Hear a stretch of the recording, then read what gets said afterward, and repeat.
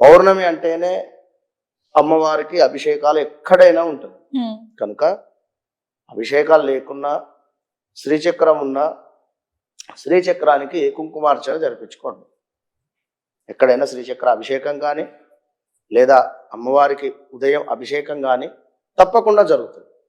అక్కడ మీ గోత్రనామాల మీద అభిషేకం చేసుకునేటువంటి ప్రయత్నం చేయండి. ఇంకా విషయం ఏమిటి అంటే పౌర్ణమి అంటే మనకు రావి చెట్టును విష్ణువు ప్రీతిగా కోల్చుకునేటువంటి వారు చాలా మంది ఉంటారు కదా. కనుక ఆ విధంగా రావి చెట్టుకు దీపారాధన చేసి ఉదయం 10-10:30 ప్రాంతంలో ఎక్కడైనా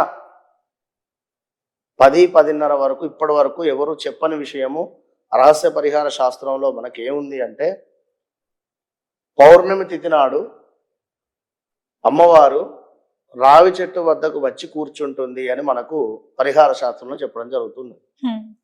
కనుక చక్కగా కూడా ఒక చెమ్మడి నీళ్లు తీసుకొని ఇన్ని పాలు తీసుకొని చక్కగా కాళ్ళకు పసుపు రాసుకొని మీరు గదుమకు కూడా పసుపు రాసుకొని మంచిగా అలంకరించుకొని అమ్మవారు వస్తుంది అంటే మనం ఎంత అమ్మవారు రూపకంగా మనం ఉండాలి. విన్నారా? ఏవో ఆధునిక వస్త్రాలు వేసుకోకుండా చక్కగా తయారై మంచిగా అమ్మవారును దర్శించేటువంటి విధంగా వెళ్ళి ఆ యొక్క రావి చెట్టు వద్ద దీపారాధన చేసి చక్కగా కూడా కూర్చోండి.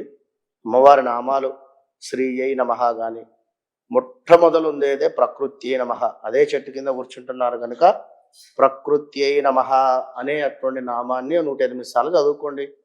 ఆ 10:30కు అమ్మవారు వచ్చింది అనేటువంటి భావన చేసుకోండి. విన్నారా?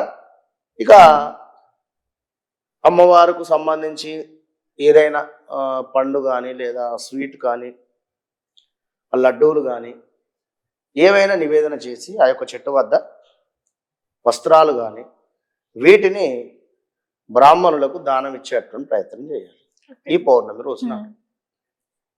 ఆంజనేయ స్వామికి సింధూర పూజ లేదా ఆకు పూజ లేదా వడమాల సమర్పణ ఇవన్నీ చేసుకొని చక్కగా కూడా శని సంబంధిత దోషాలు కానీ ఈ కర్కాటక రాశి, అదేవిధంగా మిథున రాశి, సింహరాశి, కుంభరాశి, వృశ్చిక రాశి, మకర రాశి అండ్ మీనరాశి వీరందరూ ఈ విధమైనటువంటి పరిహారాలు చేసుకుంటూ ఆ యొక్క ఆంజనేయ స్వామి యొక్క అనుగ్రహాన్ని పొందగలరు.